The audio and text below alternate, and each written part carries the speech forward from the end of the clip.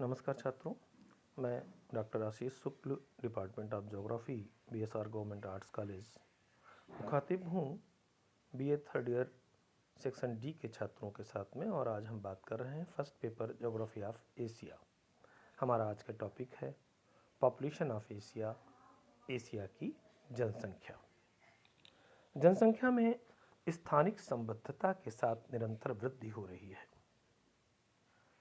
प्रागैतिहासिक काल में जनसंख्या में वृद्धि अत्यंत धीमी गति से हुई, जिसके लिए विषम जलवायु दशाओं, घुमक्कड़ी जीवन व अल्प पोषण आदि को उत्तरदायी माना गया। एशिया की जनसंख्या निरंतर वृद्धिमान रही है क्योंकि यह आदिकाल से मानव को आश्रय देता रहा है तथा सर्वाधिक जनसंख्या के भरण पोषण में समर्थ रहा है। सन 1850 के आसपास यहाँ जनसंख्या 74.1 करोड़ थी। 1860 से 1950 के मध्य इसमें 2.1 गुना की वृद्धि हुई।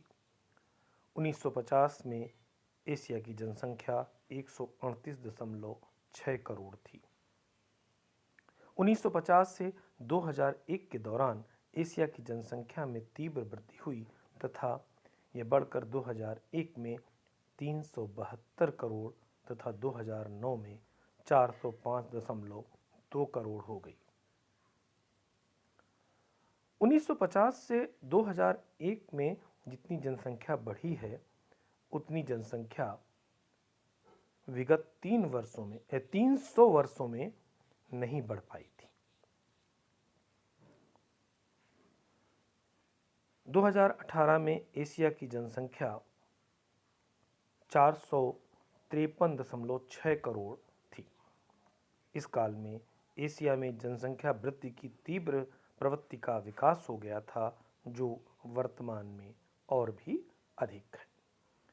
जनसंख्या वितरण को प्रभावित करने वाले जो फैक्टर्स हैं, कारक हैं, उनमें प्रमुखतः किसी भी क्षेत्र की भौगोलिक दृष्टि से बात करते हैं हम तो स्थिति, लोकेशन, वहाँ का उच्चावच, रिलीफ, वहाँ की जलवायु, क्लाइमेट, वहाँ की मिट्टियाँ, सॉइल्स, वहाँ के खनिज संसाधन, मिनरल्स, रिसोर्सेस, वहाँ के शक्ति के साधन, पावर रिसोर्सेस, यातायात की सुविधाएं, ट्रांसपोर्ट फैसिलिटीज, आर्थिक उन्नति, इकोनॉमिक प्रोग्रेस, सामाजिक एवं सांस्कृतिक कारक, सोशल एंड कल्चरल फैक्टर्स, और राजनीतिक कारक या पॉलिटिकल फैक्टर्स अपनी प्रभावी भूमिका निभाते हैं।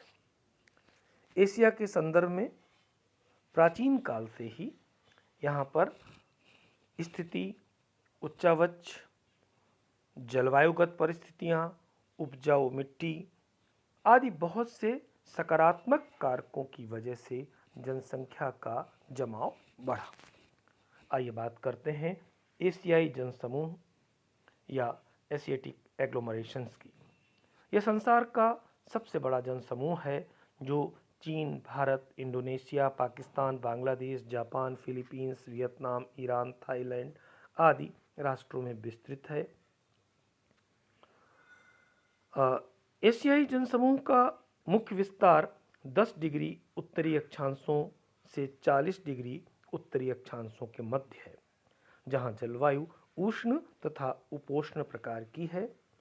चीन, जापान, कोरिया, वियतनाम, भारत तथा बांग्लादेश मानसूनी पवनों के प्रभाव में आते हैं, जहां मानसूनी पवनों से पर्याप्त वर्षा होती है। उच्च पर्वतीय क्षेत्रों से निकलने वाली नदियों में वर्ष भर जल प्रवाहित होता है। इस जल को नहरों द्वारा सिंचाई में उपयोग में लिया जाता है। एशियाई जनसमूह में विश्व की आधे से अधिक जनसंख्या निवास करती है। एशिया में 13 देशों में कुल 406 करोड़ जनसंख्या निवास करती है, जो संपूर्ण विश्व का बहुत बड़ा प्रतिशत समाहित करती है। एशियाई जनसमूह में आर्थिक क्रियाओं की दृष्टि से जापान के अतिरिक्त शेष देशों में अर्थव्यवस्था कृषि प्रधान है। संपूर्ण एशिया में निर्वहन कृषि है जिसमें खेतों का आकार छोटा होता है। कृषि पारंपरिक उपकरणों से होती है।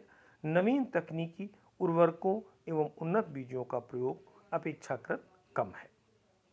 फलस्वरूप प्रति हेक्टेयर उत्पादन भी उतना अधिक नहीं है।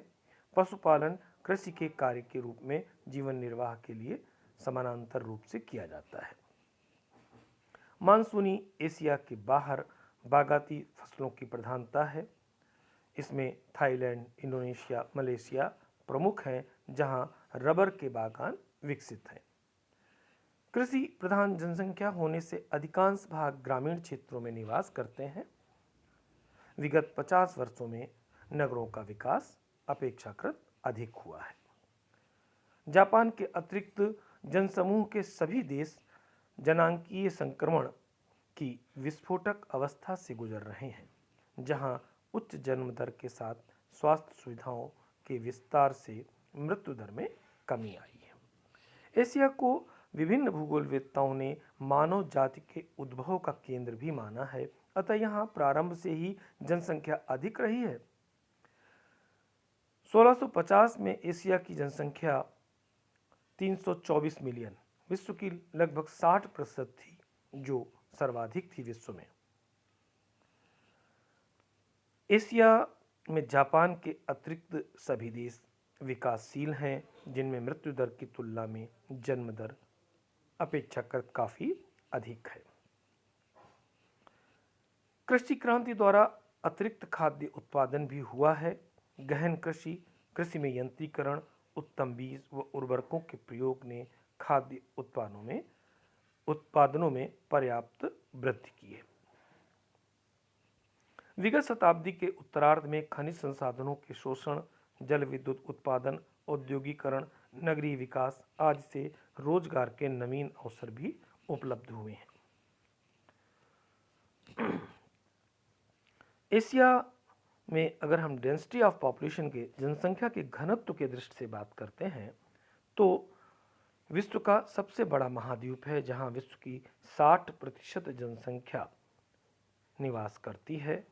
विश्व में जनसंख्या का सर्वाधिक संकेंद्रीकरण एशिया महाद्वीप में है, लेकिन भौगोलिक विविधताओं के कारण यहाँ जनसंख्या के वितरण एवं घनत्व में विविधता पाई जाती है।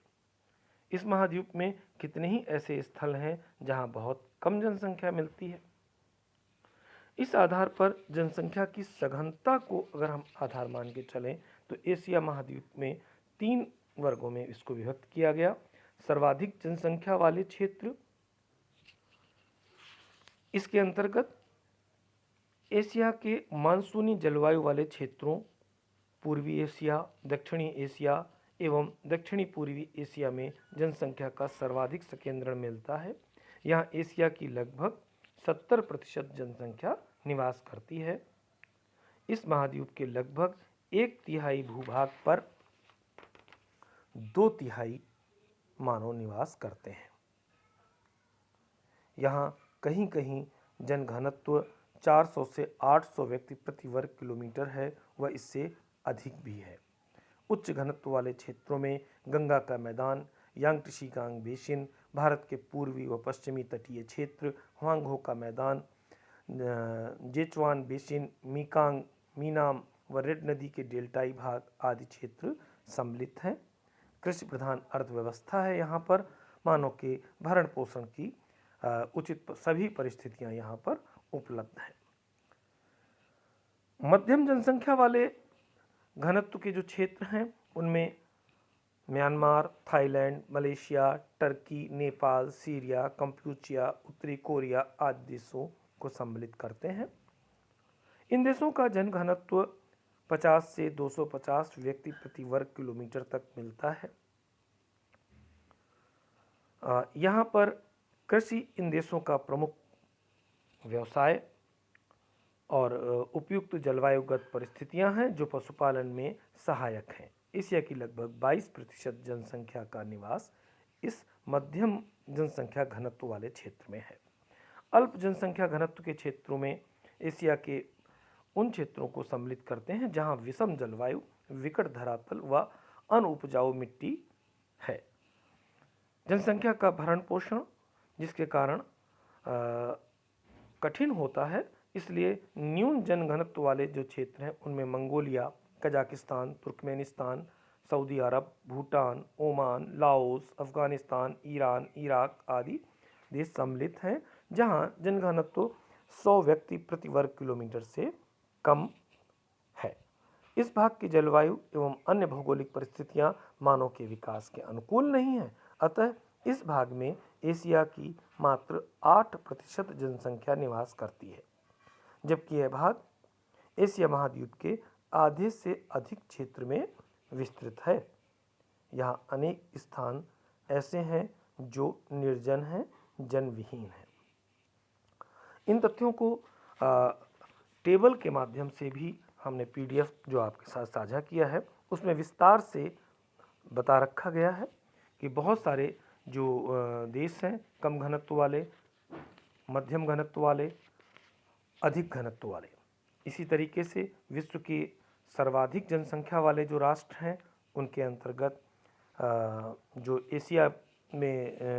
एशिया के जो सर्वाधिक जनसंख्या वाले राष्ट्र हैं उनमें चीन, Bharat, Indonesia, Pakistan, Bangladesh, Japan, Philippines, Vietnam और इसी तरह कम जनसंख्या वाले जो टेबल में दर्शाए गए मालदीव, ब्रुनई, भूटान, साइप्रस, पूर्वी तिमोर, बहरीन, कतर, आर्मेनिया आदि हैं। एशिया में सर्वाधिक नगरीय जनसंख्या वाले जो क्षेत्र हैं, जो राष्ट्र हैं, उनके अंतर्गत Singapore, Qatar, Kuwait, Japan, Israel, Jordan, Bahrain, Lebanon को सम्मिलित करते हैं। और ये वितरण के स्वरूप में इसमें भारत के भी बहुत से जो प्रमुख हैं नगरीय क्षेत्र, दिल्ली, बॉम्बे, चेन्नई आदि सम्मिलित हैं। कलकत्ता, कानपुर इनको सम्मिलित किया जाता है। तो ये एशिया की जनसंख्या आदिम काल से हम अगर बात करें तो हमारे मानवीय विकास के साथ में जो नदी घाटी सभ्यताओं का विकास हुआ, मानव की विकास की यात्रा के क्रम में देखें तो भोजन की व्यवस्था इन नदी घाटी क्षेत्रों में मानव को आसानी से, सुगमता से मिली। अतः एशिया की जो जनसंख्या की घनत्व की स्थिति है वो प्राचीन काल से इन अनुकूल परिस्थितियों की वजह से अधिक होने लगी। यहीं पर नदी घाटी सभ्यताओं में से सिंधु घाटी की सभ्यता है, चीन की सभ्यता है, मेसोपोटामिया की सभ्यता है आदि का उद्भव यहाँ पर हुआ है और जो जनसंख्या के जमाव घनत्व को प्रभावित करता रहा है। आप इसको परीक्षा उपयोगी दृष्टि से मानचित्र उपयोग के साथ तैयार करें। धन्यवाद।